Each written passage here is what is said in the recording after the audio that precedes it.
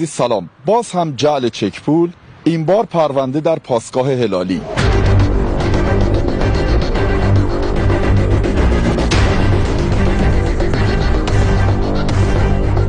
داشتیم از یکی از شهروندان از یکی از روستاهای اطراف مشهد مبنی بر اینکه خانم جوانی مراجعه کرده و حدوداً 5 میلیون ریال خرید داشتن از یکی از مغازه‌ها. عوامل انتظامی به محل اعزام شدند. در بررسی اولیه صاحب سوپرمارکت به گشت مراجعه و با ارائه یک عدد تراول 50,000 تومانی جعلی اعلام داشت یک نفر خانم جهت خرید اقلام خوراکی مراجعه کرده و اقدام به ارائه یک عدد تراول 50,000 تومانی کرده. شما رو برای چی دستگیر کردن؟ برای پولای تقلبی. قضیه پولای تقلبی چیه؟ من از یک بنده خدای طلبکار بودم. چقدر؟ 1 تومن. بله. که 10 تا بشه. درسته. بعد من نمیدونستم، بانک تعطیل بود، رفتم خونه دوستم، رفتم خرید کنم، 50 تومن دادم برای خرید که کارت کشیده بودم اول.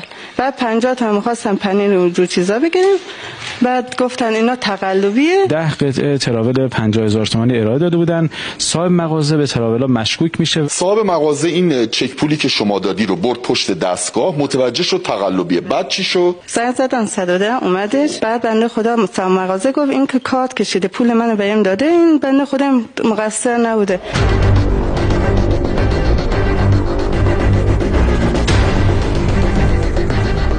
دستگاه مال شما بود؟ ببینیم دستگاه تا دقیقه.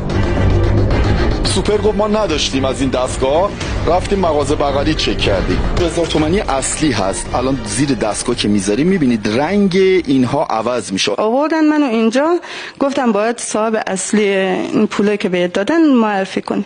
من دیگه باهاشون همکاری کردم، یه جای قرار گذاشتیم. اون بنده خدا اومدش و دیگه پولاشونو گرفت، با چک پول و جو چیزا ازش گرفت. در اعترافات و اون مواردی که در واقع ایشون بررسی میکنن اقرار میکنه که تراولا رو از فردی حدوداً 34 ساله که مشخصاتش که میدن وقتی بررسی میکنن سابقه دار در بحث جعل در واقع اسناد بوده. شما چند سالت آقا؟ 34. سابقه قبلی داری؟ سابقه کیفری دارم. آره. چی بوده سابقه کیفریتون؟ جعل.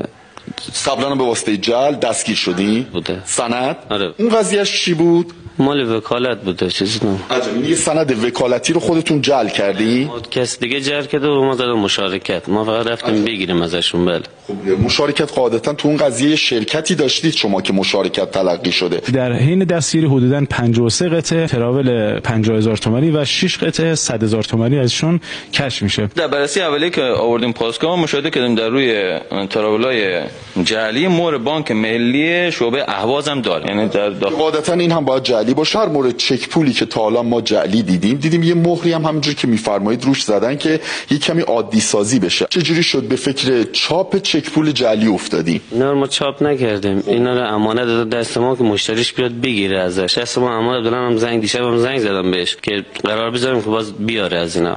شما به فرد ثالثی رسیدین تو این قضیه؟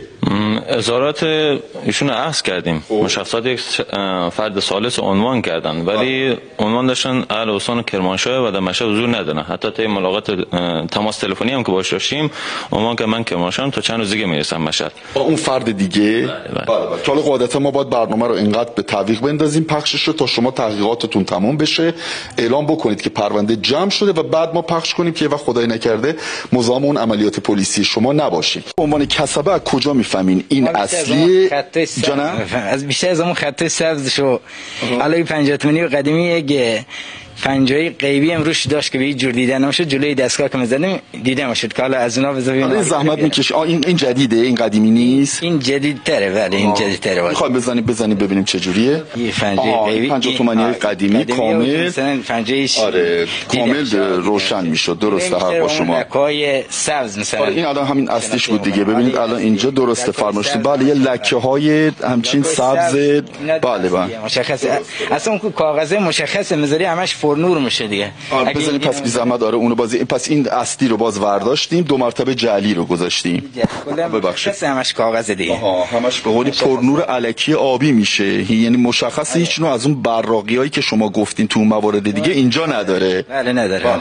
اینا پس از دستگاهش دیدیم با دستگاه چطور میتونیم یه 50 تومانی های اصلی این دوتایی که الان دست من هست جدیدش، قدیمی دست آقای مغازه‌دار با جعلی، این رو کامل تفاوتش مشخص شد. نفر دوم وقتی دستگیر میشه در اعترافات فنی و پلیسی که ایشون داشتن و تحقیقات جامع و فنی، ایشون اقرار میکنه که این اسکناس‌های جعلی رو از فردی از یکی از استان‌های غربی کشور از ایشون خریداری میکرده که با اون شگردهای پلیسی و هماهنگی مقام محترم قضایی که داشتن از استان‌های غربی کشور ایشون رو میکشونن سمت مشهد و در یک عملیات پلیسی ایشون هم دستگیر میشه. شما هر بار از کرمانشاه اینا رو میگیرین؟ نه تا حالا نگرفتم. نه، مورد قبلی هم من یادمه، مورد قبلی که کلانتری پایانه همکاران شما دستگیر کرده بودن، اون هم از کرمانشاه داشت این موارد جعلی می آمد.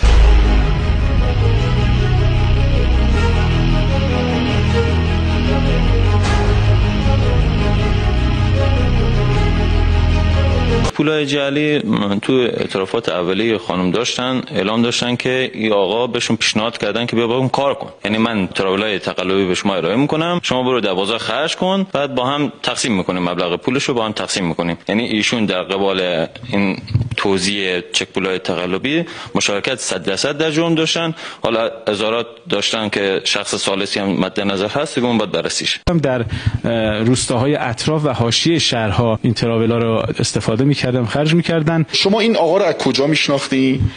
من شغلم طب سنتی. طب سنتی. خب برای درمان مامانش منو خواست. بعد من یک طلبی هم ازش داشتم از قبل.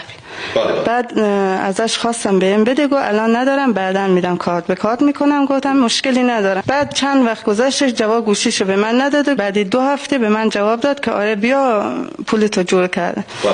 گفتم خب کارت به کارت کن. گفت نه بیا نقدی بهت میدم. گفتم باشه. رفتم گرفتم. بعد بهم داد. من اون روزی که می‌خواستم آمدم اینجا خرید بزنم، تاخته به خود گشتن، دیدم دیگه بانک ها تعطیله. گفتم اشکال نداره، تو کیفم زدم، فردا میبرم بانک و اینا. ایشون میگه من یه دونه 50 تومانی بیشتر خرج نکردم، فقط 8 تا بوده جناسران همینجا بودن، آقای احمدی بوده 100 نفر اینجا شاهد 8 تاشو خرج کرد. آور بوده خرج کردم اینجا گرفتن تحویل جناسران دادم اینجا. خدا قوتتون بده. شنیدم بچهای بسیجی هم اینجا بودن، اونام کوتاه نیومدن. ببینید چند وقت پیش تو خیابان تهران ما شنیدیم که یه فردی که اتباع خارجی هم بوده اونجا داشته این تراول ها رو توزیع می‌کرده. عزیزی که در محل بود میگه به اون صاحب مغازه گفتم آقا چرا پیگیری نمی‌کنی؟ شما که دیدی این جعلیه و برگردوندی به طرف. خب یه زنگ بزن 110 بگو یه آدمی مثلا با این مشخصات داره میاد اونجا داره تراول توزیع میکنه، تو خیابون هم داره حرکت میکنه. گفته بود آقا ما نمیدونم سری که درد نمیکنه دستمال نمیبندیم. 50 تومن عرض میکنم واقعا برای مردمی که اینجا 25 تا نونه مثلا خیلی پوله و اگر یه تراول تقلبی بدن ببره بانک سوراخ بکنه نمیدونم این از این 50,000 تومان این فرد بین بره، واقعا به معیشتش تو طول اون یک ماه یا آسیب جدی وارد میشه. خدا ان شاءالله خیر بده به عزیزانی که کنار این موارد نمیگذرن، سری پلیس رو خبر میکنه. خدا ان شاءالله به شما خیر بده. جام کبوتری موارد قبلی هم که خدمتتون رسیدیم خیلی با جدیت پیگیری کردید، درود بر شما. بنده خدا نگاه کرد گفت جعلیه، گفتم پارش کن بریز دور اونا. نمیشه که تاتوی قضیه رو در بیارن ببینن این از کجا آمده، بقیه‌اش کجاست، کی اینو درست کرده، الان مگه داره پخش میکنه یا نه. نه گفتم هستش. نه بعد حمله کردن تو کیف من، از کیف من در آوردن اینجا. بعد دیگه جناب سرهنگ گفتش باید همکاری کنی تا بنده خدا بیاد تا معلوم بشه. این شماره سریالاش همه یکیه، نگاه اینا یک سری تهیه شده. عجب دقیقاً شماره هاش یکیه، راست میگه، درسته. هر 100 تایی یا 1000 تایی که مثلا چیزش هست، رولش هست، همه شمارهاش یکیه. اینا ملاحظه بفهمین 445 آخرش همه 445. نه اصلا 12 24 ممیز 155 445 همش یکیه. بله اینجا باز 225. بعد اینجا این چک پولایی که از خانم هم کشف شده اینا هم شماره سریالش با همینا یک تقریبا یکیه. نگاه 225 اینجا هم 225. یعنی اینا یک سری از این چک پولایی بوده که مثلا تهیه شده و توزیع شده. پس این چند مرحله بوده. نگاه 445 225 814 و 812 هم داشت. اینا تا بعد از هر سریال اینا یه دونه باشه ولی یا حالا ایشون حوصله‌شو نداشته به هر ترتیب. مثلا این 445 رو من الان دارم میبینم دقیقاً این دو ردیف 2 4 6 8 10 12 14 16 18 20 باز اینا 220. بله 20 تا از این زده، از هر کدومش با یه تک شماره خاص 20 تا زده. اولش یا 100 تایی یا 1000 تایی مثلا با هم یک شماره. باز اینا رول بعدیه که مثلا شمارهش فرق میکنه. آقا کجا بفهمیم یه چک پول جعلیه؟ نمیدونم، ما که از پول اصلی که چیزش پاره میشه دیگه. چیش پاره میشه؟ نوارش. بذار من ببینم یه چک پول الان در بیارم با هم یه بررسی بکنیم. بالاخره شما اشرافت به این قضیه از من خیلی بیشتره. ببین این یه 50 تونه جامسن، این بعداً به من بدین های برساده وقت بزنید پرونده نکنین اونجا من عیال بار گرفتار آخر برج نمیدونم بحثای از این دست این نرود.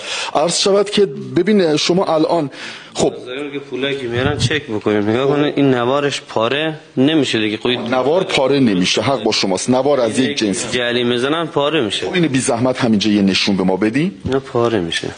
بله حق با شماست. خیلی راحت بدون دستگاه ایشون توضیح دادن، اینو تا کردن با ناخون تلاش کردن نوار پاره نشد. اما این رو همونجوری که جاب سروار نشون میدن نگاه کنید اصلا کامل پاره شد جای نوار و باز شد و این شیوه ساده‌ای بود که خود همین آقا توضیح دادن که میتونیم متوجه بشیم اگر یه وقت شک کردیم این چک پول تقلبی است یا اصلی است. اون شهروندان عزیز اینه که حتما در بحث مراودات پولی و تبادل پولی حتما از کارتخوان‌ها استفاده بکنن و بحث الان سیستم‌های الکترونیکی ترجیحاً از طریق حوض و کارتخوان استفاده بکنن و در بحث مواردی هم که احیانا پول نقد که ارائه میدن حتما دستگاه‌های شناسایی این گونه موارد جعلی رو حتما در اختیار داشته باشن.